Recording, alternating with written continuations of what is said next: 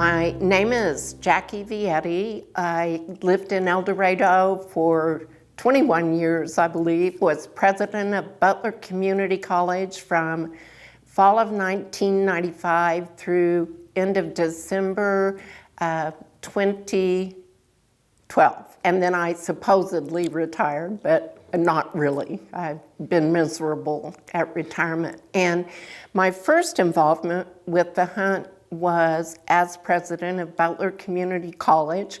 I pride the college on knowing a good thing when it sees one, and it only took a nanosecond to know that the hunt was a good thing and the college needed to be fully supportive of it. My earliest memory was hearing all the talk about it before the hunt, and if you knew Marv McGowan, you knew he talked up the hunt, as did the former Governor Mike Hayden. So it was impossible not to know that the hunt was coming. I was able to attend the reception before the hunt launched the next morning, and I was just struck by the people, by the hunters. They were a family in every sense of the word. And it was just wonderful to see that camaraderie, to sense the pervasive belief in the value of the land and the need to preserve the balance of nature. So that's my first memory.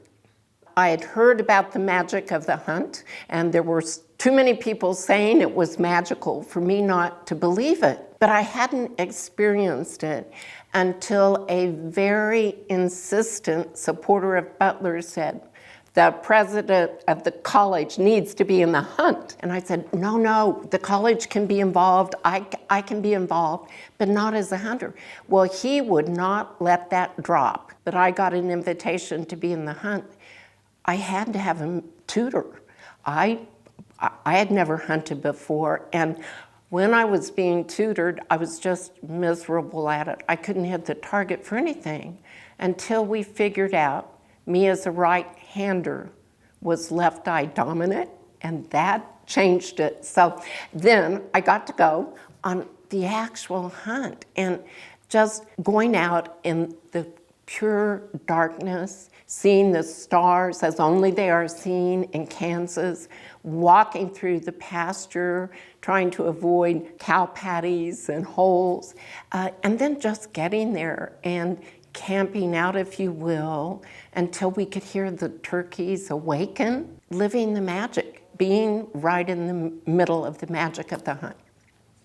Well, first of all, it took me out of my comfort zone, like nothing I had ever experienced before.